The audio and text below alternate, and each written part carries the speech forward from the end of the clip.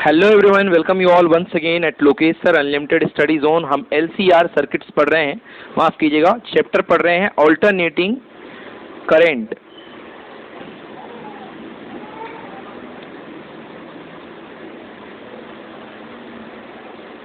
हम चैप्टर पढ़ रहे हैं एसी मतलब ऑल्टरनेटिंग करंट। अब आइए, आज हमारा जो टॉपिक है दैट इज कॉम्बिनेशनल सर्किट्स हम पढ़ने वाले हैं।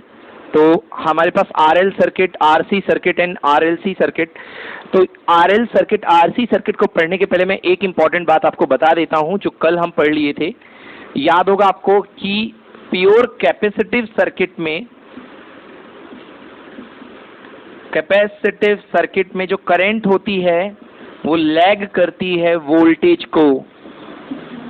को लैग करती, लीड करती है with a phase angle of 90 degree.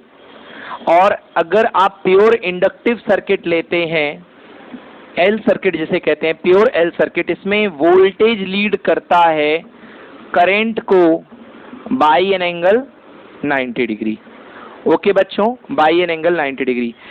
अब जो हम पढ़ने वाले हैं, थोड़ी सी फेज रिलेशनशिप यहाँ पे आने वाली है, तो थोड़ा अलग टाइप का आपको माहौल दिखेगा। चलिए स्टार्ट करते हैं। बेटा ये पार्ट मैंने आपके नोट्स में नहीं दिया है, मैंने सीधे आरएलसी पढ़ाया है। तो पहला सर्किट में पढ़ा रहा हूं आपको, एलआर सर्किट बोल दो या आरएल सर्किट बोल दो। Okay, LR series circuit, LR series circuit और आरएल सीरीज सर्किट। तो बेटा एक आप रेजिस्टेंस ले लीजिए, एक आप इंडक्टेंस ले लीजिए। ये रेजिस्टेंस और इंडक्टेंस का कॉम्बिनेशनल सर्किट बन गया आरएल सर्किट। एंड सप्लाई जोड़ दीजिए, this is alternating supply. Now this is component is R, this component is L. you have applied here the supply E equals to E naught sin omega t, that is alternating voltage। आपने apply कर दिया है। जैसे ही आप alternating voltage feed करोगे बच्चे, यहाँ से करंट जाएगी I। ओके, यहाँ से करंट जाएगी I। अब ड्रॉप होगा बेटा, इसके क्रॉस कितना ड्रॉप हुआ VR, और इसके क्रॉस कितना ड्रॉप हुआ बेटा VL। अब देखिए बेटा, आगे का काम आपको फेज रिलेशनशिप से दिखाना पड़ेगा। बेटा दोनों कंपोनेंट में कौन सी क्वांटिटी सेम जा रही है, दैट इज करंट। दोनों कंपोनेंट में करंट सेम जा रही है, तो करंट को बच्चे इस एक्सिस में बना लो, दिस इज करंट। ओके, अब आपको पता होगा कि जो VR होता है, VR कितना हुआ करता है बेटा, VR मतलब रेजिस्टेंस के ऊपर ऑन ड्रॉप होने वाला voltage, that is simply current multiplied by resistance. और वोल्टेज और करंट सेम फेज में होते थे, तो VR इसी के फेज में गिरेगा। सपोज ये क्या है, VR सेम फेज में जाएगा क्योंकि वोल्टेज और करंट सेम फेज में होते थे, याद आया। तो VR करंट के सेम फेज में जाएगा। फर्स्ट डेरिवेशन आर सर्किट, याद आया ना, फेज डिफरेंस कितना होता था वोल्टेज का करंट के साथ, 0। बट कौन से वोल्टेज का, रेजिस्टेंस के अक्रॉस ड्रॉप होने वाले वोल्टेज का, गॉट। एंड VL कैसा होगा भाई, VL equal to current multiplied by resistance. Current is I and resistance कहलाता है इंडक्टर का रिएक्टेंस, दैट इज XL। तो आपको याद होगा ये करंट है, तो इंडक्टर के केस में कौन लीड करता है वोल्टेज की, करंट, वोल्टेज। तो वोल्टेज लीड करता है बेटा VL। क्लियर हो गया। तो ये हो गया बेटा VL हो गया I इंटू XL। तो देखिए बाई, ये नंबर 1 ले लो, ये नंबर 2 ले लो। अब बेटा दोनों फेज, एक इधर की तरफ गया, एक इधर की तरफ गया, तो हम अब रिजल्टेंट निकालते हैं VR और VL का। That will be net voltage आपको मिलेगा V। क्या मिलेगा, नेट वोल्टेज V। VR और VL का रिजल्टेंट, हालांकि है ये scalar quantity, but phase relation होने की वजह से हम एज ए इनको वेक्टर मान रहे हैं। सो बाई फेजर डायग्राम, तो फेजर डायग्राम का यूज करके you can write using Pythagoras theorem, V का square equals to VR square plus VL square. V square becomes VR, what is this, IR का whole square plus I multiplied by XL का whole square. Agree. Now V square equals to I square, you can take common, so left out will be XR square plus XL square. Now V is equals to under root of I square bracket in bracket R square plus XL square. I square becomes I, and it would be, you can take it downside V by I, and it would be R square plus XL का square. Clear हुआ? तो एक चीज तो हमने ये निकाली net voltage. अब V अपॉन I क्या है? What is V upon I? Ohm's law क्या कहता है? Ohm's law saying V equals to R multiplied by I. Agree? R multiplied by I. But R कब आता है? R is the resistance of the circuit, जब only resistance हो. But यहाँ पे दो चीजें हैं बेटा, one is resistance and one is inductor. Resistance offer करेगा अपना रेजिस्टेंस एंड इंडक्टेंस ऑफर करेगा अपना रिएक्टेंस. तो जब भी आपके पास रेजिस्टेंस के साथ कोई और आ जाए तो मिला जुला करके जो फाइनल रेजिस्टेंस कहलाता है उसको बोलते हैं इम्पीडेंस. क्या बोलते हैं? इम्पीडेंस. तो welcome this new term. Now R ए नहीं आएगा, अब क्या आएगा? जेड आएगा. क्या आएगा?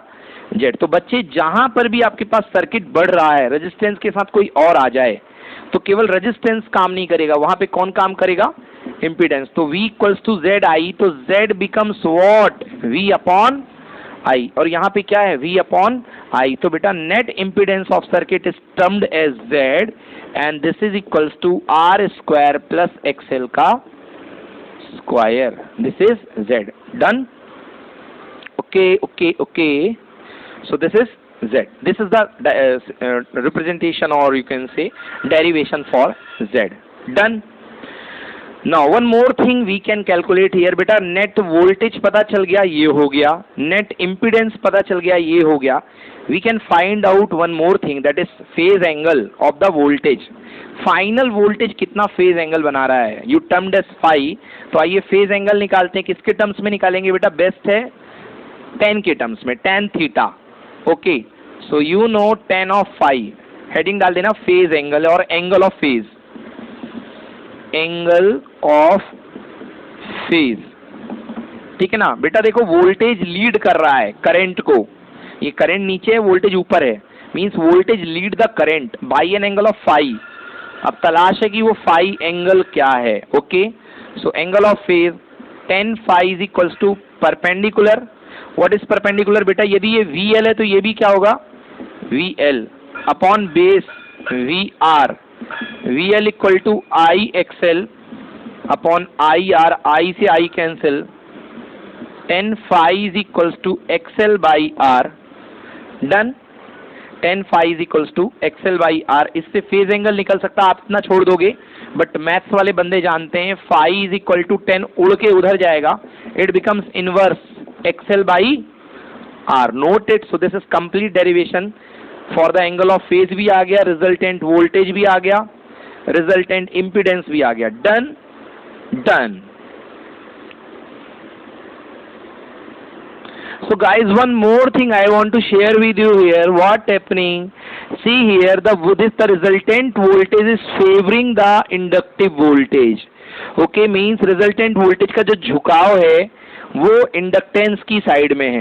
ओके, इंडक्टेंस में अगर प्योर इंडक्टेंस होता है तो 90 डिग्री पे जाता है फेज एंगल के साथ, बट ये 90 तो नहीं जा रहा है, थोड़ा सा ऊपर जा रहा है. ओके, ये बात मैंने इसलिए कही क्योंकि अब हम LCR सर्किट पढ़ेंगे. So don't take the tension, आगे हमको इसका थोड़ा सामना करना पड़ेगा. Okay, now next circuit is CR circuit और RC circuit. So make the heading here RC series circuit. RC circuit, C के T शॉर्ट. RC सर्किट बना लीजिए. Now change the circuit. ये नया सर्किट ले लो एकदम. ये तो सेम रहेगा, बस इसकी जगह आपको एक कैपेसिटर लगाना है. नाउ क्या होगा? This is VR. The voltage dropped on the resistance is VR. The voltage dropped across the capacitor is VC. Change करते चलो भाई. Okay, so VR equals to I into R, same to same रहेगा, and VC equals to I multiplied by XC, because capacitor का जो reactance होता है that is XC. Okay, done. Phasor diagram बिल्कुल बदल जाएगा, बिल्कुल बदल जाएगा. बदल दो भाई फेजर डायग्राम. ये ले लो करंट की रेफरेंसेस. ये करंट सेम है I. ओके, थोड़ा लंबा ले लो जिससे डायग्राम गंदा ना बने. I ले लिया आपने, आपको पता है कि वोल्टेज जो होता है रेजिस्टेंस के cross V R, that is dropped along the same phase with current, but the capacitive voltage dropped perpendicular and lag behind the current. ठीक है ना, वोल्टेज पीछे होता है, कैसे याद रखो, ऐसे सी होता है, सी फॉर कैपेसिटर, कैपेसिटर से क्या बनती है, करंट, करंट आई होती है, तो करंट आगे, क्योंकि सी है ना, सी में करंट, तो करंट आगे और वोल्टेज पीछे, सो वोल्टेज बेटा पीछे रहेगा। नाउ ज्वाइन कर दो, ये मैंने ज्वाइन कर दिया, ओके, ये VC है, ये VC आ गया बेटा, ज्वाइन कर दिया, तो यहाँ पे जाएगा रिजल्टेंट वोल्टेज। अब देखो जिस बार जो एंगल आ रहा है that is angle of lag, क्या आ रहा है, एंगल ऑफ लैग। पिछले बार फाई लीड कर रहा था करंट से, इस बार बिहाइंड है, the voltage is lagging behind the current, the voltage is lagging behind the current, which voltage sir, final voltage V lagging behind the current, okay? So we are ready to calculate the final voltage again by the phasor relationship. We can apply here Pythagoras theorem, hypotenuse square equal to perpendicular plus base, so V square equal to VR square plus VC square, IR square, but this become IXC. Now I square taking common, XL square plus XC square, V equal to under root I square XL square plus XC square, I square बन के आ जाएगा down side I, done. यहाँ पे रहेगा XC square, impedance के नाम पे Z equal to XR square plus C। मतलब हुआ क्या सर, L जहाँ था वहाँ पर C हो गया है, okay. Now angle of phase, चलो भाई बात कर ले एंगल ऑफ फेज की, तो angle of phase equal to perpendicular upon base. Now perpendicular voltage क्या है बेटा, VC, तो यहाँ L की जगह VC, बेस तो यही है VR ही रहेगा, so I into XC upon XC by R, I से I कैंसिल, आंसर हो गया 10 phi equal to XC by R। This means क्या हुआ, the final voltage, the net voltage, the resultant voltage lag behind the current by a phase angle of phi, done, okay, note that. So this is the resultant impedance, or you can say simply it impedance and the angle of phase, done.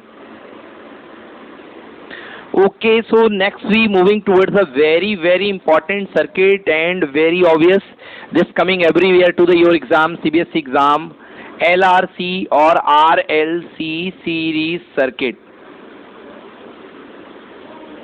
चलिए तो हम पढ़ते हैं RLC और LRC series circuit है। आइए बना लेते हैं एक सर्किट प्यारा सा, ओके। यहाँ पे ले लीजिए L, यहाँ पे लगा लीजिए C और यहाँ पे लगा लीजिए R, LCR, और यहाँ पर आपकी वही alternating supply, okay. Apply the voltage E equals to E naught sine omega T, some current will be there, I taking this varying current as capital I, okay. मैंने यहाँ वेरिंग करंट कैपिटल I ले लिया। मान लो current जा रही है, at any instant the voltage dropped across the inductor is VL, the voltage dropped across the resistance तो बाद में है, ये तो कैपेसिटर है, VC, end voltage dropped across the resistance भी VR, okay. Now to calculate the resultant voltage, first we should draw its phasor diagram. So which quantity is same in all the circuit, that is current। Current को reference में मान लो, ऐसा किया जाता है जो quantity same होती है, ये करंट हो गई। Now second voltage VL, current की फेज में क्या गिरता है बेटा, VR, करंट की डायरेक्शन में क्या ड्रॉप होता है, VR, because the resistive voltage is same in phase with current, but VL is leading, L for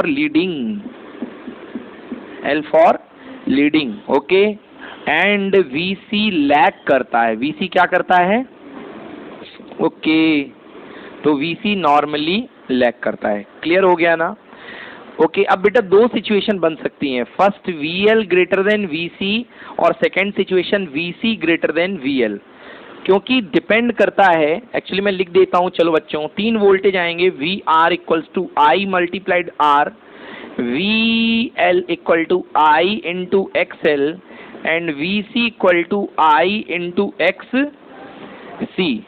okay, हम यहाँ पे मान के चल रहे हैं कि एक्सएल बड़ा है और एक्स सी छोटा है, मतलब इंडक्टेंस का रिएक्टेंस ज्यादा है और कैपेसिटर का रिएक्टेंस कम है। तो क्योंकि एक्चुअली ये वोल्टेज रिएक्टेंस और रिएक्टेंस पे डिपेंड करता है, तो अगर एक्सएल ज्यादा होगा तो कौन ज्यादा होगा? VL. So VL here greater than VC, मतलब वीएल मान लो ज्यादा है और वीसी क्या थोड़ा कम है। डन, आया समझ में ना? तो यदि ये ऊपर वीएल जा रहा है, वीएल के थोड़ा सा मैं लाइन को बड़ी बना देता हूं। मान लो बेटा यहां तक वीएल है और यहां तक वीसी है, इतना क्या है? वीसी। तो एज ए वेक्टर क्वांटिटी में ट्रीट करूं, मान लो ऊपर 5 न्यूटन का फोर्स लगे और नीचे 3 न्यूटन का फोर्स लगे, तो बताओ रिजल्टिंग फोर्स कितना होगा? 2 न्यूटन। किधर लगेगा? अपवर्ड और डाउनवर्ड? मतलब ऐसा आएगा, इसका resultant will be like this, 2 newton upward. Yes और no? What is 2 newton? This is 5 minus 3. So can you write the resultant voltage as VL minus VC?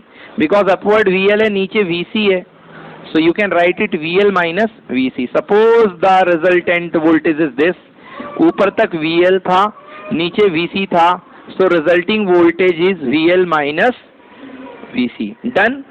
क्योंकि VL ज्यादा है, अगर VC ज्यादा होता तो हमको लिखना पड़ता VC माइनस VL। ओके, जैसे यदि यहाँ 5 लगता और यहाँ 3 लगता तो निगेटिव साइड में 2 लगता। Done? Okay, so this is VL minus VC। Now the resultant voltage का फेजर बेटा ऐसा कुछ जाएगा। So by the phasor diagram ये क्या होगा बेटा? V। Okay, so by phasor diagram से यू कैन राइट V का square hypotenuse square equal to base square plus perpendicular. बेटा परपेंडिकुलर कितना है? VL minus VC। Done? So V square equal to हो गया अंडर रूट VR का square plus VL minus VC का square. ये है हमारा रिजल्टिंग वोल्टेज। डन? अब चलिए इम्पीडेंस निकालना है बेटा, कैसे निकालेंगे? Now V square equals to, ओहो बेटा V तो हट जाएगा ना, रूट आने से स्क्वायर तो हट जाएगा ना। Now you can write is under root of I square R square because V equals to IR, and you can write it I XL plus I times of XL minus I times of XC का whole square. V equals to under root, बेटा यहाँ से I square R square plus, अगर मैं I common ले लूँ तो whole square की वजह से ये क्या बाहर निकलेगा? I square, and inside the bracket it would be XL minus XC का whole square. Now I square root के बाहर ले लोगे, क्या बन के आएगा? I, and this is V। Now R square plus XL minus XC का whole square, V upon I बना लूं मैं, V अपॉन I दिख रहा है, equals to R square plus XL minus XC का होल स्क्वायर। बेटा V अपॉन I को क्या बोलते हैं? इम्पीडेंस। एग्जैक्टली, तो Z कहलाता है V upon I by Ohm's law of alternating current.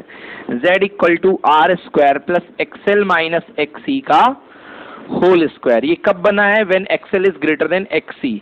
अगर XC ज्यादा होता तो ये आता क्या? XC माइनस XL का होल स्क्वायर। हालांकि वैल्यू तो सेम आती क्योंकि होल स्क्वायर में कोई फर्क पड़ता ही नहीं है। ओके, तो ये हो गया इम्पीडेंस। डन? अब बात करते हैं एंगल ऑफ फेज की। तो बेटा देखो VL माइनस VC बना है तब इंडक्टिव डोमिनेटेड सर्किट होगा क्योंकि इंडक्टेंस की तरफ फाइनल वोल्टेज झुक रहा है।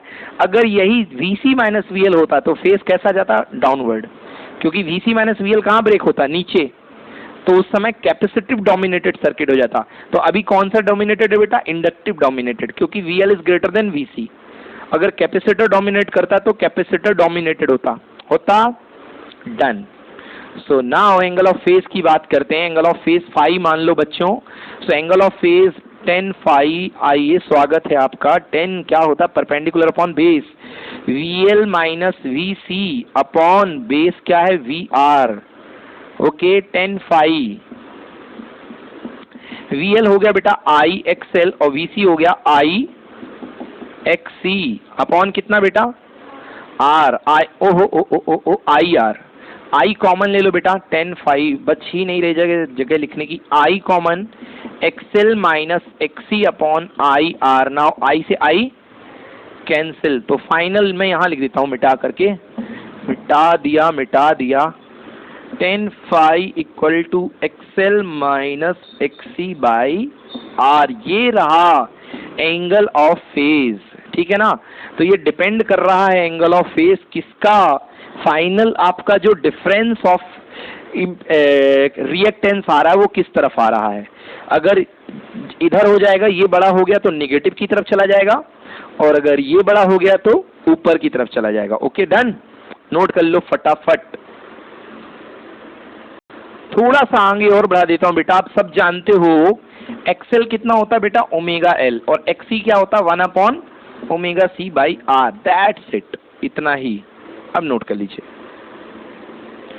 Okay students, so now we have the total impedance Z equals to R square plus under root R square plus XL minus XC का whole square.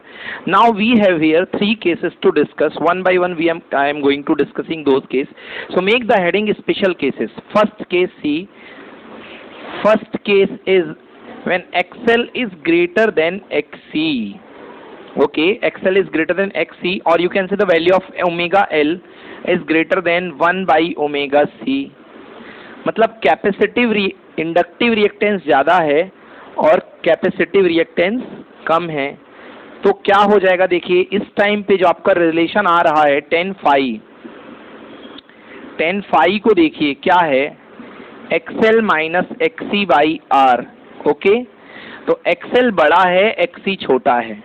तो यदि आप इसको इधर लेके आओ तो XL माइनस XC क्या आएगा भाई? Greater than 0। सो ये बड़ा है तो बड़े में से छोटे को माइनस करोगे तो ग्रेटर देन 0 आएगा।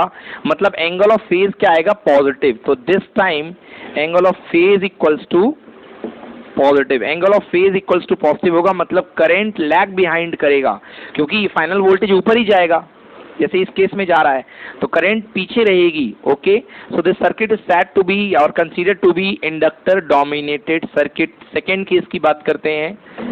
सेकेंड केस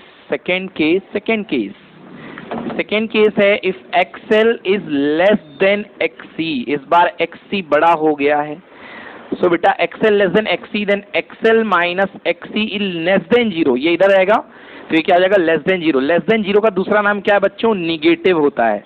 0 से कम नंबर क्या होते हैं? निगेटिव। तो ये वाला पार्ट क्या आ जाएगा? निगेटिव। तो फेज एंगल नेगेटिव आएगा, मतलब जो रिजल्टेंट फेजर है ये ऊपर ना जाके कैसा जाएगा? नीचे की तरफ जाएगा, इस तरीके से ये वाला। तो बताइए इस बार करंट क्या करेगी? लीड करेगी कि लैग करेगी? इस बार करंट लीड करेगी एंड फाइनल वोल्टेज लैग कर रहा है। ये वोल्टेज की फेजर है, तो फाइनल वोल्टेज लैग कर रहा है, मतलब करंट लीड करने लगेगी।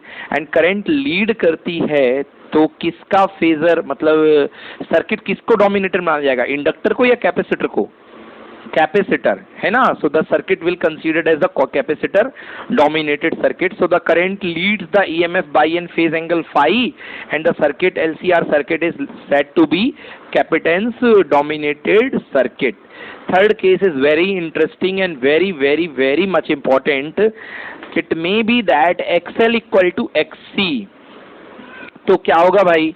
अगर XL इक्वल टू XC हो जाएगा, मतलब दोनों इंडक्टेंस और कैपेसिटेंस आपस में दोनों के रिएक्टेंस बराबर हो गए, दोनों के रिएक्टेंस बराबर हो गए। तो बेटा XL इक्वल टू XC, तो एक थोड़ी नजरों से देखो, VL इक्वल टू VC भी तो हो जाएगा।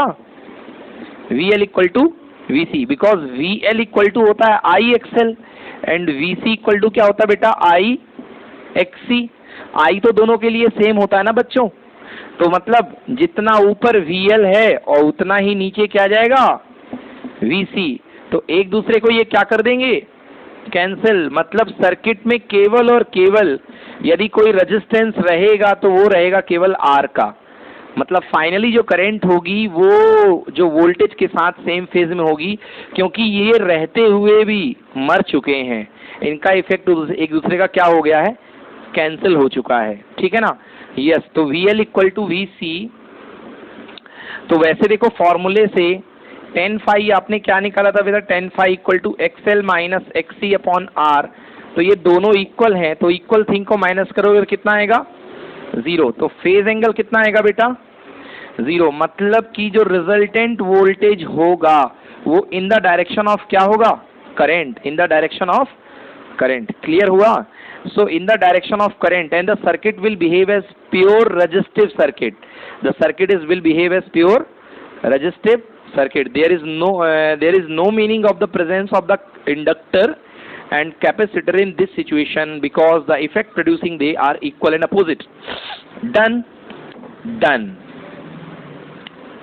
One more thing I want to show you here. See here, Z equals to R square plus XL minus XC का whole square.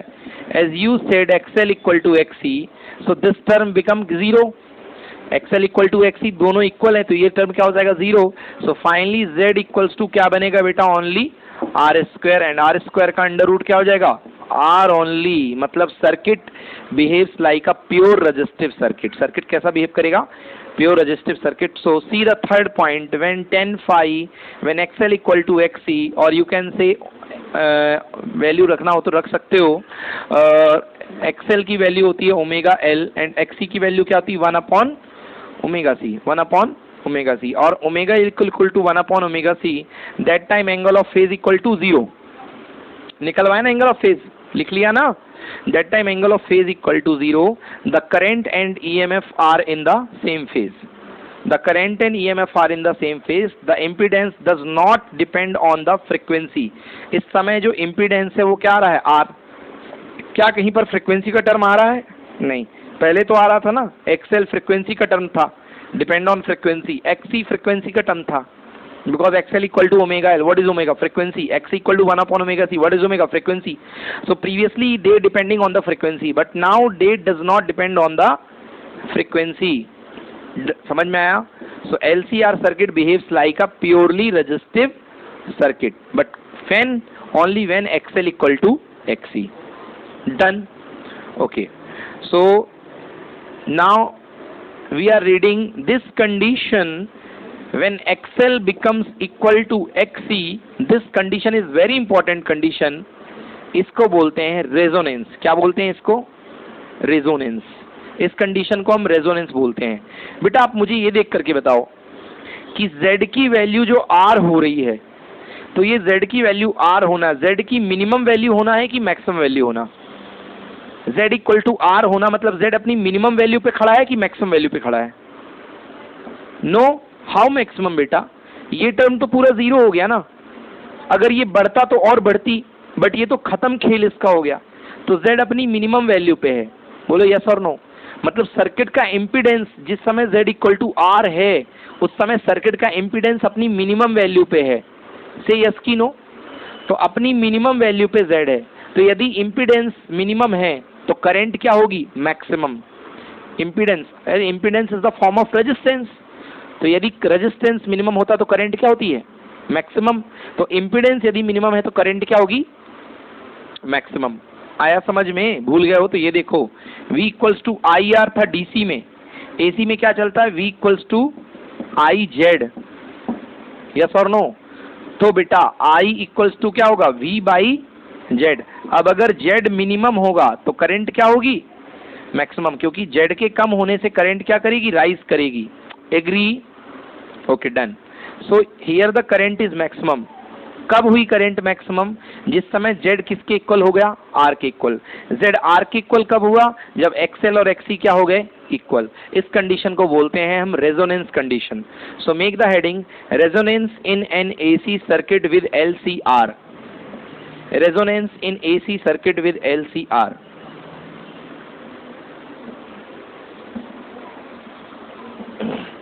So see the resonance here. So at the condition of resonance, guys, XL becomes equal to XC, XL equals to XC, okay, so बेटा XL equals to XC, this means इस time पे z equals to क्या हो जाएगा, z equals to होता था under root of R square plus XL minus XC का whole square, and when you subtracting the two equal things this term becomes zero, so z equals to R square plus zero का square, that is equals to under root of R square, and under root of R square equals to z, z equals to r, z equals to r, and r is temporarily minimum value of z, r is temporarily minimum value of z, or you can say z can attain minimum value only at r, z can attain only minimum value at r. At the time z is minimum, the current will be maximum. The current, so maximum will be I max equal to applied EMF is E, applied EMF is E, and what is Z this time R. वैसे formula होता था E by Z, E by Z, तो जब आप current maximum मानोगे तो उस समय पे आपको Z क्या मांगना पड़ेगा, minimum, and the Z minimum equals to what, R, so E by R is the maximum value of current. Clear हो गया जी, आ गया. This means the impedance offered by the circuit is minimum. At this time of resonance condition, the impedance offered by the circuit is minimum. Okay, and due to the minimum impedance, the current will be maximum. Current will be maximum. This condition is called resonant condition. This condition is called resonant condition of LCR circuit, and the frequency at this time is called resonant frequency. And the circuit जो frequency attain करेगा इस समय पे वो क्या होगी, resonance frequency या resonant frequency. चलो तो डिराइव करते हैं कि रेजोनेंट फ्रीक्वेंसी क्या होगी. ओके, डिराइव करें.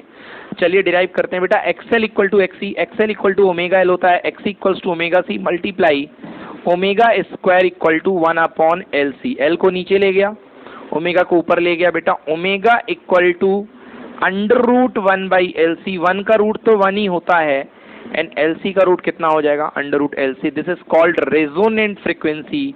Omega R equal to 1 by under root of LC. बहुत आता है एग्जाम में रेजोनेंट फ्रीक्वेंसी निकालने को. This is angular resonant frequency, क्योंकि ओमेगा में एंगुलर आता है. ओमेगा में क्या आता है, angular. Okay, now as you know omega is equals to, simple होता है बेटा 2 pi f, where f is linear frequency, f is linear frequency, omega equals to 2 pi f.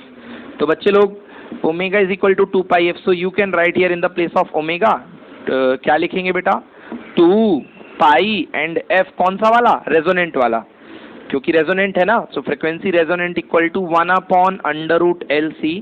तो सिंपल रेजोनेंट फ्रीक्वेंसी आएगी 1 upon 2 pi under root LC, क्योंकि ये simple frequency में बेटा तो ये हर्ट्ज में काउंट होगी. किस में काउंट होगी, हर्ट्ज में. और एंगुलर फ्रीक्वेंसी जो होती है बेटा वो रेडियन पर सेकेंड में काउंट होती है. एंगुलर फ्रीक्वेंसी रेडियन पर सेकेंड में काउंट होती है, एंड जो लीनियर फ्रीक्वेंसी होती है वो हर्ट्ज में काउंट होती है. Clear, okay, note down.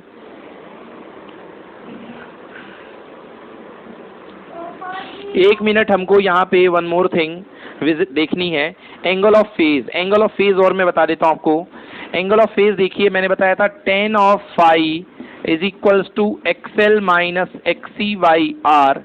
So tan of phi बेटा ये इक्वल है रेजोनेंस के केस में, सो 0 बाई आर इक्वल टू कितना, 0. So phi equal to tan inverse 0, that is equal to कितना, 0. तो मतलब वोल्टेज और करंट सेम फेज में होंगे.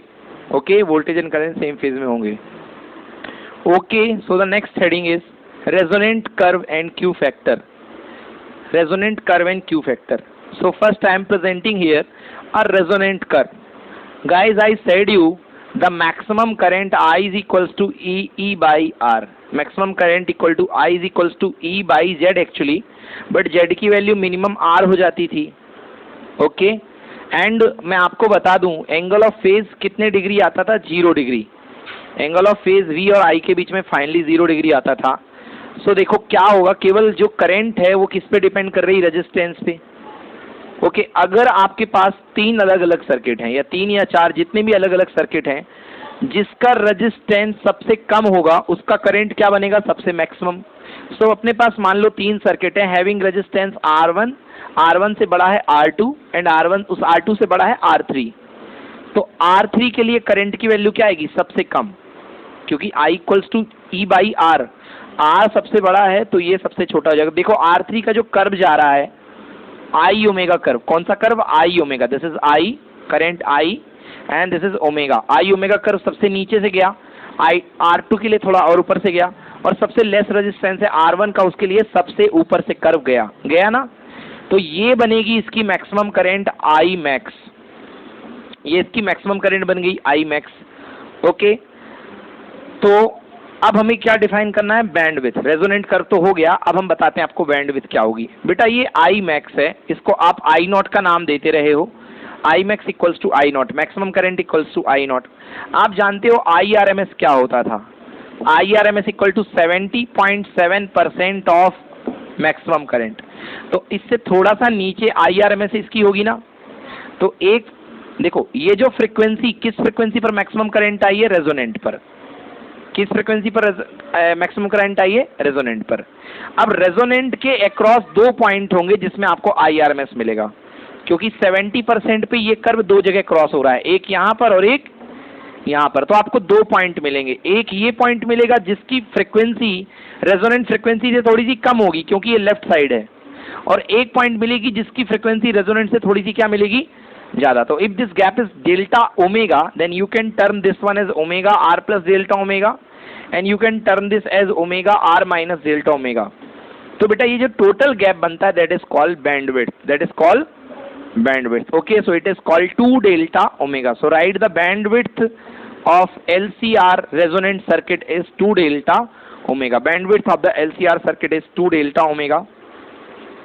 अब हम क्वालिटी फैक्टर की बात करते हैं। व्हाट इज क्वालिटी फैक्टर, मतलब कितना अच्छा आपका रेजोनेंट सर्किट है, इस बात को बताने के लिए you are using the term Q factor और क्वालिटी फैक्टर।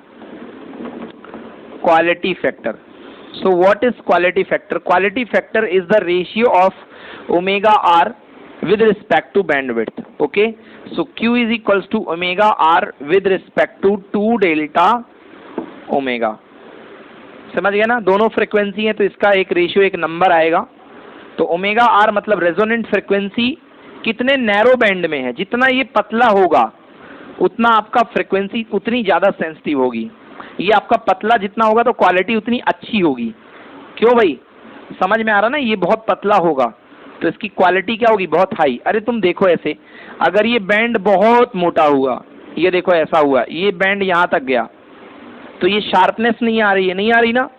बट यदि ये बहुत पतला हुआ, ये देखो ऐसा, अब देखो ये कम हो चुका है ना, तो देखो इसकी शार्पनेस कितनी पीक आ रही है, आ रही ना। यहाँ पे शार्पनेस नहीं मिल रही है बट यहाँ पे क्या मिल रही है, शार्पनेस। क्लियर हुआ ना। तो इससे क्वालिटी क्या होगी, इंप्रूव होगी, क्वालिटी इंप्रूव होगी। So the quality factor is defined as the ratio of the resonant frequency omega R to the bandwidth. Quality factor is defined as the ratio of the resonant frequency to the bandwidth.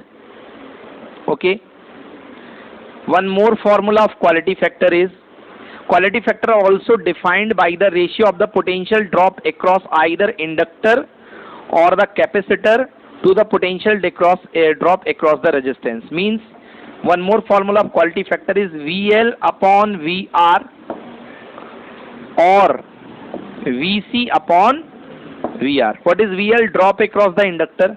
VR is the drop across the resistor. VC is the drop across the capacitor और VR is the drop across the resistor. तो दोनों फॉर्मूले हैं बेटा किसके, quality factor के। Done, note it. थोड़ा सा और यदि मैं देखूं क्वालिटी फैक्टर का formula 1 by 1, so first formula I have written quality factor equal to VL by VR. VL become IXL and VR become I into R. Now cancel. XL equals to what? Omega L upon R. So make the one more formula. Q equals to omega L by R. Q equals to omega L by R. Okay, but remember what omega? Omega is resonant. हाँ, कोई ऐसा वैसा omega नहीं चलेगा, resonant curve के लिए ही quality factor define है, बाकी दुनियादारी के लिए नहीं डिफाइन है। One more, quality factor equal to VC by R, VC by VR, VC equal to IXC, VR equal to IR। Now I to I cancel, XC equals to 1 by omega C। बेटा clear, 1 by omega into C, कौन सा वाला omega? Resonant वाला, into R नीचे है तो उछल करके साथ में आ जाएगा। ओके, सो फॉर्मूला 1 बन गया 1 upon omega resonant multiplied by C multiplied by R। This is the quality factor. Okay, if you using capacitor की यदि आप कंसेप्ट यूज करेंगे। Okay guys, come to the next derivation, that is power in AC circuit with LCR। LCR circuit का आपको power निकालना है। ओके, this is very very important. Power in AC circuit,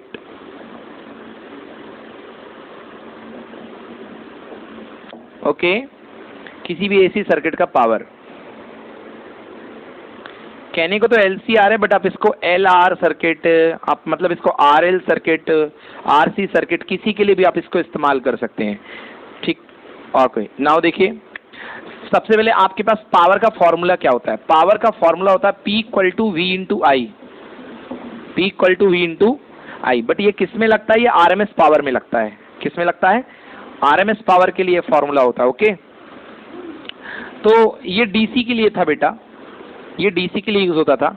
यहाँ पे हम क्या यूज करेंगे? P equal to E into I, E into I, because V की जगह हम क्या अप्लाई करते हैं? EMF। क्या अप्लाई करते हैं? EMF। चलिए, अब तो ठीक है, ये तो पुरानी बातें हो गई, तो मैंने ऐसे आपको थोड़ा सा स्टार्ट देने के लिए, आपके इंजन थोड़ा सा बूस्ट करने के लिए मैंने बता दिया आपको, जिससे कि याद आए, है ना? क्योंकि P इक्वल टू VI तो पढ़ा था ना 10th क्लास में अपन लोगों ने। चलो अब आ जाओ भाई, सारी बातें लिखते हैं। First voltage, sorry EMF applied कितना होगा भाई? EMF अप्लाइड होगा E naught sine omega T, क्योंकि किसी भी सर्किट में कुछ भी है, RLC लेके चल लो, नहीं तो कोई भी हो, सब पे लगेगा ये फॉर्मूला, प्योर R को छोड़ के। RL RC मतलब कोई भी फ्रिक्वेंसी वाले कंपोनेंट है, और आपने यहाँ पे EMF लगाया, ये बन गया। EMF लगाने से करंट सेटअप होगी I।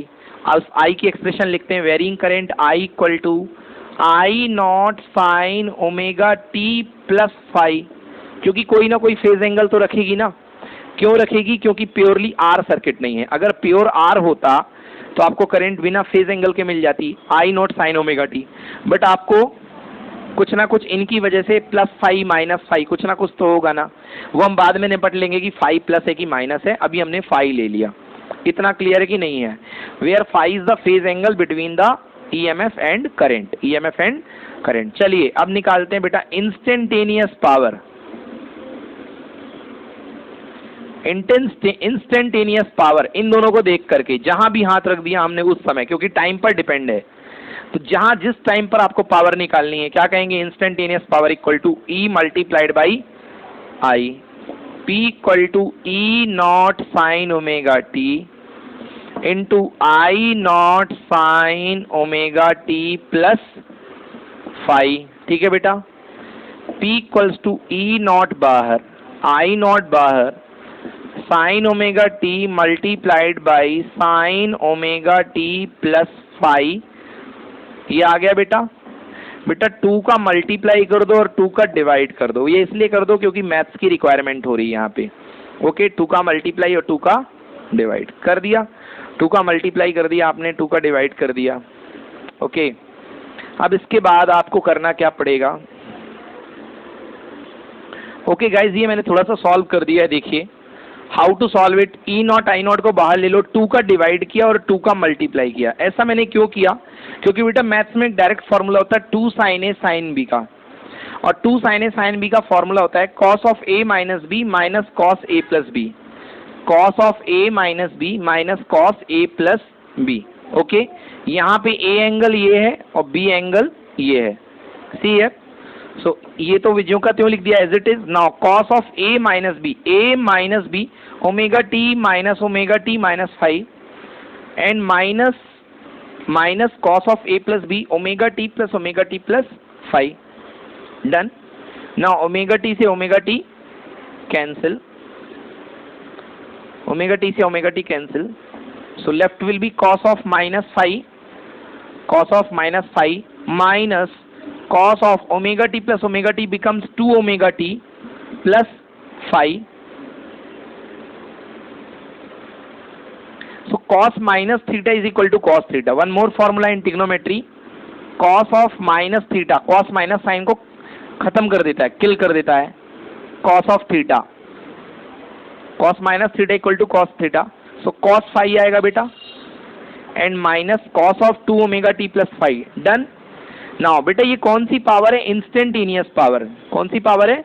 Instantaneous power. अब देखिए पावर के 3 फॉर्मूले मैंने आपको पढ़ाए थे, क्लास 10 में पढ़े होंगे आपने पावर के 3 फॉर्मूले. First, power is equal to work upon time, this is uniform power. Second, it is average power, average power equal to delta W by delta T. And instantaneous power PAV, sorry, P instantaneous that is equal to dW by dt. ये 3 फॉर्मूले power के होते हैं, dW by dt. अब मैं ऊपर का सारा मटेरियल मिटा रहा हूँ, रफ कर दूं ना बच्चों? ओके, ये रफ कर दिया. नाउ राइट बेटा, ये कौन सी पावर निकाल रहे थे हम? इंस्टेंटेनियस, बिकॉज टाइम पर डिपेंडेंट है. So instantaneous power, P instantaneous power को मैं लिख सकता हूँ क्या? dW by dt.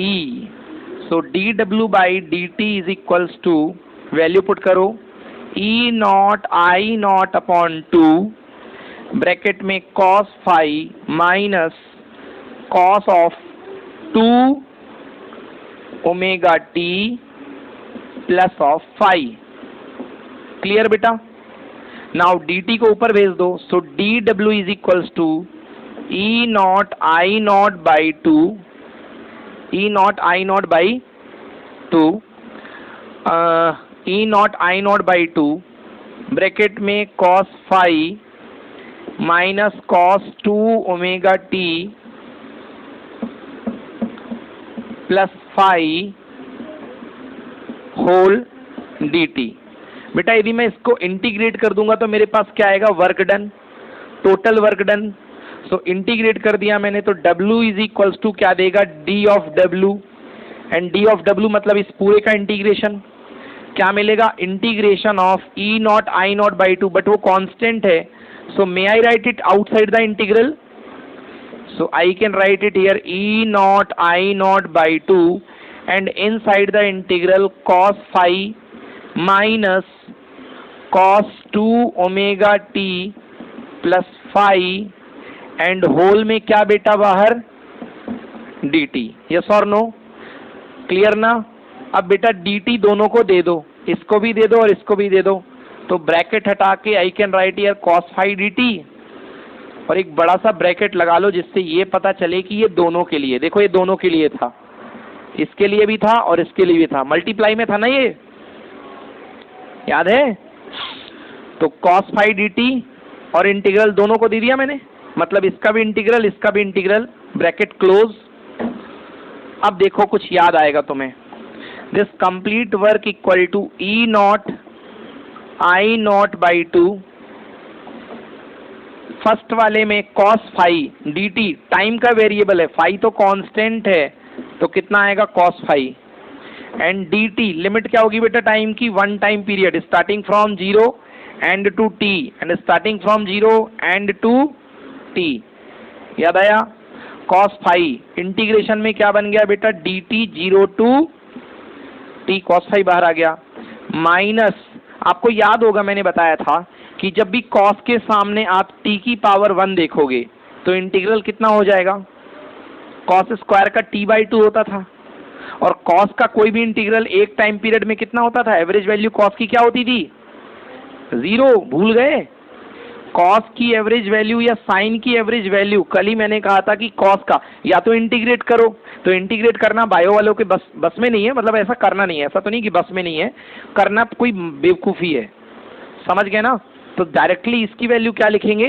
0, क्योंकि सिंगल एंगल पे t एंगल पे जब तक स्क्वायर नहीं लगा है तब तक एवरेज वैल्यू क्या होती है? 0. इंटीग्रेशन क्या दे रहा है? एवरेज वैल्यू ही दे रहा है, तो डायरेक्टली मैं इसकी वैल्यू क्या पुट कर सकता हूँ? डन. आप लिखना चाहें तो लिख सकते हैं यहाँ पे कि integration of cos of 2 omega T हो या फाई एड हो, 0 से लेके t में इसकी वैल्यू कितनी आती है? Done. So now work done equal to E naught I naught by 2 cos phi. बेटा 0 से लेके t का इंटीग्रल dx का क्या होता है? x. तो dt का क्या होगा? t. तो dt का इंटीग्रल होगा t, lower limit 0, upper limit t. Put करिए w is equals to E naught I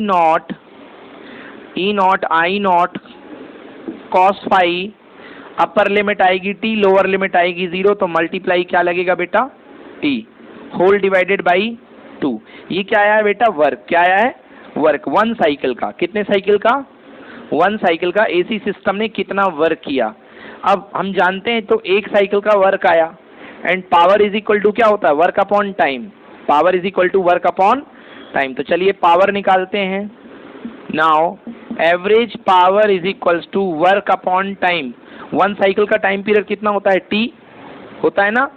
तो चलिए वर्क की वैल्यू लिखते हैं. वर्क की वैल्यू आई है E naught I naught cos phi multiplied by t and whole divided by 2.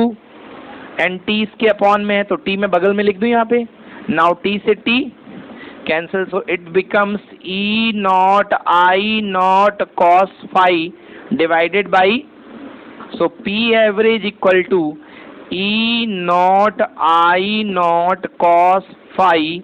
May I write 2 as root 2 into root 2? root 2 into root 2 लिख सकते हैं ना, बिकॉज क्यों? एक फॉर्मूला बन जाएगा बहुत प्यारा सा. E नॉट बाई रूट 2 को क्या बोलते हैं बेटा? ERMS. याद आया? I नॉट बाई रूट 2 को क्या बोलते हैं? IRMS into cos phi. तो बेटा वैल्यू हो गई ERMS IRMS into cos of phi. So this is the average power ERMS IRMS into cos phi. Clear? So write down the formula power का, average power का.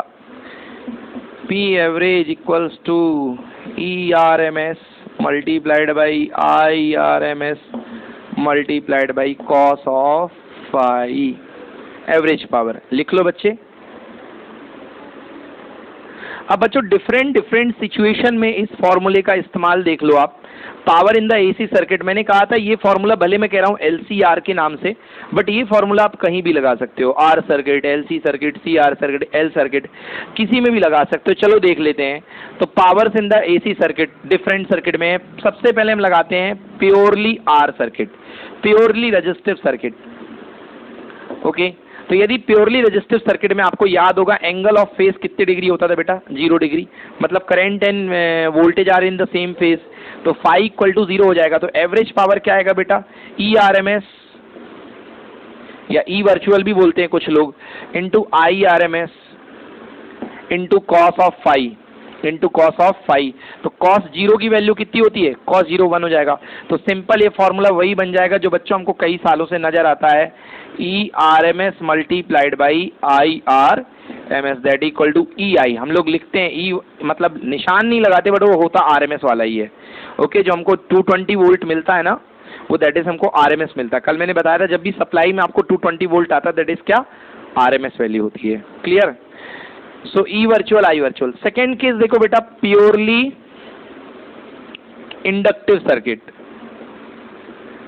Inductive circuit आपको याद होगा बच्चों, इंडक्टिव सर्किट में angle of phase कितना होता है? 90 डिग्री. वोल्टेज लीड करता है करंट को 90 डिग्री से. यस, याद आया? करंट लैग करती, वोल्टेज लीड करता है. सो इंडक्टिव सर्किट में बेटा आपको चलो लगाते हैं. Yes yes yes yes. So PAV equal to ERMS into IRMS into cos of phi. बोले तो कॉस 90, एंड कॉस 90 क्या होता है बेटा? 0. ओके. सो टोटल पावर कितनी हो जाएगी? 0. मतलब प्योर इंडक्टर सर्किट किसी भी प्रकार की पावर डिसिपेट सर्किट में नहीं करेगा. ओके. प्योर इंडक्टिव सर्किट कभी भी कोई पावर डिसिपेट नहीं करेगी. Okay. Because angle of phase equal to 90 degree. Third, purely capacitive circuit. Capacitive circuit, purely capacitive circuit में PAV equals to again ERMS into IRMS into cos of phi. Capacitive में भी आपको याद होगा, current lead करती है, voltage lag करता है with a phase angle 90 degree. So फिर से कितना हो जाएगा बेटा, 0। इट मीन्स प्योरली कैपेसिटर और प्योरली इंडक्टिव सर्किट में किसी भी प्रकार की पावर डिसिपेट नहीं होती है। समझ में आ गया? In purely capacitive and purely inductive circuit there is no dissipate power. अच्छा, सीरीज रेजोनेंट सर्किट की भी बात कर लेते हैं, एलसीआर सर्किट की एट रेजोनेंट। तो आपको याद होगा एट रेजोनेंट कंडीशन पे एंगल ऑफ फेज कितने डिग्री हो जाता है, 0 डिग्री हो जाता है। तो फिर से cos फाई इक्वल टू क्या हो जाएगा, 1। cos phi equal to 1। तो average power series resonant circuit की वही आएगी जो प्योर रजिस्टिव की आती थी। क्या आती थी, ERMS इंटू IRMS। तो you can write average power of series resonant circuit equal to ERMS multiplied by IRMS। Done, note कीजिए। Guys write the next heading, that is wattless current. Whattless current. What we mean by watt? Watt is the unit of power, and whattless means powerless. Means the current that not drawn any power in the circuit, that not deliver any power to the circuit is called whattless current. May be called whattless current. Okay. Let's see the approach. See, this is the current that is I, and normally ये अपने पास this is EMF E है, and the phase angle between E and I is phi. Okay, ये अपने पास है। This is the virtual value of current, RMS value of current. This is the RMS value of E, ERMS। बेटा अब इस virtual value के या RMS value के, RMS ही लिख दो नहीं कंफ्यूज हो जाए बच्चे। अब इस RMS value के आप दो पार्ट तोड़ सकते हो। एक तो in the direction of phi, क्या टूटेगा बेटा, IRMS cos फाई, एंड दूसरा टूटेगा बेटा नीचे की तरफ IRMS sin फाई। ये कंपोनेंट होते हैं रेक्टेंगुलर कंपोनेंट, मतलब एक जो है फाई की डायरेक्शन में गया है और एक उसके परपेंडिकुलर गया है।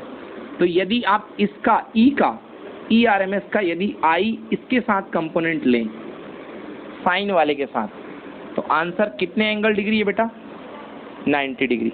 समझ गए ना? मतलब IRMS साइन फाई, इसका नाम ले लो I वर्चुअल साइन फाई, इस वोल्टेज के साथ ERMS के साथ कितना एंगल बना रहा है बेटा, 90 डिग्री। ये वाला चीज IV साइन फाई, कंपोनेंट का नाम है IRMS sine phi, but EMF के साथ कितना एंगल बना रहा है, 90 डिग्री। इस सिचुएशन में यदि आप पावर निकालो, P एवरेज इक्वल टू, यदि हम इसका निकालते हैं पावर, तो P एवरेज में बेटा दोनों कंपोनेंट ले लो जिनके साथ पावर निकालनी है। एक है ERMS, यस, दूसरा कंपोनेंट ये जा रहा है IRMS sine phi. Total IRMS तो ये है, इसके ये वाली टुकड़े की पावर निकाल रहा हूं मैं, इस टुकड़े की। तो इस टुकड़े का नाम है IRMS sine phi into cos. दोनों के बीच का एंगल कितनी डिग्री, किसका किसका, ERMS का और IRMS साइन फाई का एंगल कितनी degree, 90 degree. Cos 90 equal to 0 होता है, मतलब सब कुछ क्या हो गया, 0। समझ गए? एवरेज पावर इक्वल टू 0, मतलब ये जो कंपोनेंट होता है IRMS साइन फाई, या जिसे आप कहते हैं I वर्चुअल साइन फाई, ये कैसा कंपोनेंट है, ये नॉन वर्किंग कंपोनेंट है। कैसा कंपोनेंट है, नॉन वर्किंग, मतलब ये कोई पावर कंट्रीब्यूट सर्किट में नहीं करता है। इसके द्वारा कंट्रीब्यूट पावर कितनी होती है, 0। क्लियर किया गया? So we have seen the component IV cos phi only generate the deliver of power. केवल यही कंपोनेंट जो गया है IRMS cos फाई, ये सर्किट में पावर जनरेट करेगा। समझ में आया ना? तो जो हम पावर का एक्चुअली फॉर्मूला लिख रहे थे, एक्चुअली जो था formula PAV equal to IRMS into VRMS into cos phi, तो ये और ये मिलकर के पावर जनरेट करते हैं IRMS cos फाई। ये कंपोनेंट कोई पावर जनरेट नहीं करता। However the component IRMS sin phi does not contribute any power along ERMS, hence the power generated is 0, therefore this component of current is called whattless current। क्या बोलेंगे, whattless current। तो what is whattless current? It is the IRMS sin phi। IRMS sin phi। Clear हो गया? सो बच्चों एक बहुत अच्छी बात देखने को मिली कि हमने यदि प्योर कैपेसिटर में देखा तो प्योर कैपेसिटर की एवरेज पावर डेसिपेटेड कितनी होती है 0 एंड प्योर इंडक्टर की एवरेज पावर कितनी होती है बेटा 0। देखो कितने प्यारे लोग हैं ये, बिना कुछ लिए काम करते हैं, बिना कुछ लिए काम करते हैं। मीन्स पावर एंड और you can say energy, because power is directly related to energy dear. Power is equal to work upon time. जब पावर ही डेसिपेट नहीं कर रहे हैं मतलब एनर्जी डेसिपेट नहीं कर रहे हैं। ओके, सो पावर और you can say energy is not dissipated in the inductor and capacitor. Okay, inductor and the capacitor. So इनके इतने अच्छे बर्ताव के कारण इनका बहुत बड़ा एप्लीकेशन होता है ऑल्टरनेटिंग सर्किट में। ऑल्टरनेटिंग सर्किट में इंडक्टर और कैपेसिटर का एक बहुत बड़ा एप्लीकेशन होता है। उस एप्लीकेशन को जानने के लिए आपको आगे पढ़ाई करनी पड़ेगी। ओके, अब हम नेक्स्ट बात करें क्या, क्योंकि हमारे पास बचे हैं 2 मेजर टॉपिक। एक है एलसी ऑसिलेशन जो कि अपने आप में खतरनाक है, और देन उसके बाद है हमारे पास AC generator. Okay, so give me time guys, transformer बचा हुआ है। ओके, तो बच्चों मैं आपको थोड़ा सा ट्रांसफॉर्मर बता देता हूँ क्योंकि ट्रांसफॉर्मर जल्दी हो जाएगा, एंड एसी ऑसिलेशन में आपको कल की क्लास में पढ़ा दूंगा। ओके, टाइम कितना हो गया भाई, 1 घंटे और 45 मिनट का वीडियो बन चुका है। Okay done. सो ट्रांसफॉर्मर की बात करते हैं। ट्रांसफॉर्मर होता क्या है, ट्रांसफॉर्म जो करे, किसको ट्रांसफॉर्म करे भाई, ट्रांसफर हो गया मतलब कोई बंदा यहाँ से वहाँ चला गया। अब ट्रांसफॉर्मर मतलब ट्रांसफॉर्म करने वाला, बट किसको ट्रांसफॉर्म करने वाला, पावर को। ओके, तो it is an electrical device that transform electrical power from one place to another place.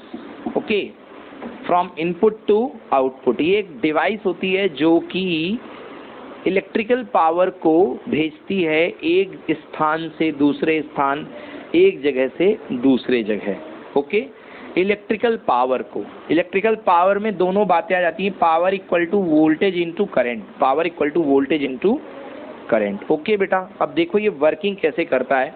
Transformer में एक जगह बेटा 2 वाइंडिंग होती हैं। ये वाइंडिंग है बेटा प्राइमरी, एंड सेकेंडरी वाइंडिंग यहाँ पे होती है सेकेंडरी वाइंडिंग। ये लीजिए, फिलहाल प्राइमरी वाइंडिंग के नंबर ऑफ टर्न्स कहलाते हैं बेटा n primary, and secondary winding के नंबर ऑफ टर्न्स कहलाते हैं बेटा n सेकेंडरी। कोई कोई इनको n1 n2 भी लिखता है। मैंने अभी आपको n प्राइमरी और n सेकेंडरी बता दिए। डन।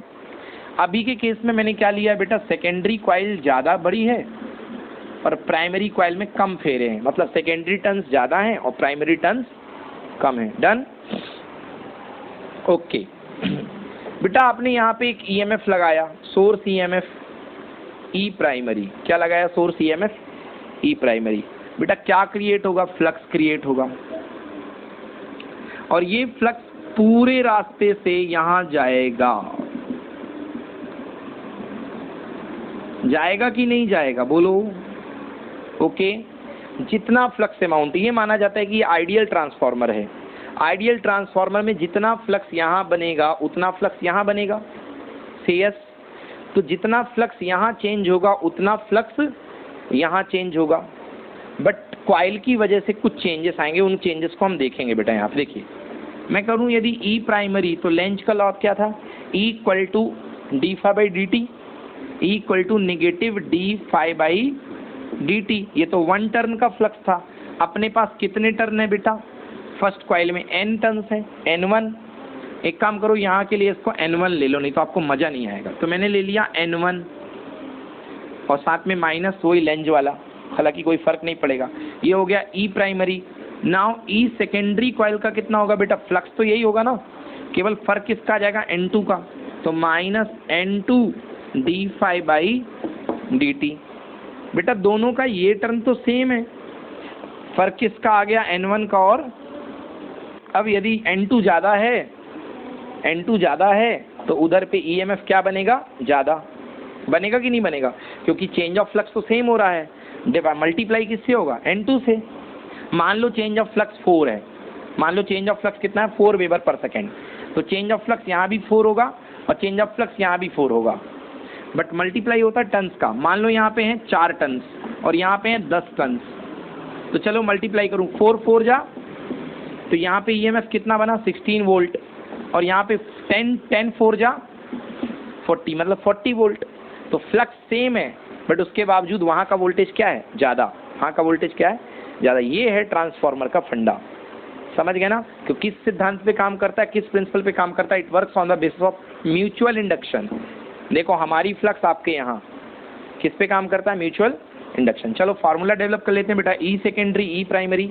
नाउ डिवाइड कर दो बेटा, E secondary upon E primary, E secondary upon E primary equals to N2 d phi by dt upon minus N1 d phi by dt। d phi by dt से d phi by dt cancel, minus से minus cancel. So E secondary upon E primary that is equals to N2 upon N1, N2 upon N1। समझ में आ गया ना? या इसी को कह सकते हो that is equal to N secondary upon N primary. सीधी सीधी बात, E प्रोपोर्शनल टू N बन रहा है। क्या बन रहा है? E proportional to N। जिसके फेरे ज़्यादा होंगे, जिसके राउंड ज़्यादा होंगे, उसकी EMF भी ज़्यादा होगी, EMF भी ज़्यादा होगी। क्लियर आ गया? Any problem? ठीक है ना? इसको बोलते हैं अपन, this ratio is called transformation ratio K। समझ में आ गया ना? This ratio is called transformation ratio K। So what is K? So K is equal to E secondary upon E primary that is equal to N secondary upon N primary. Done?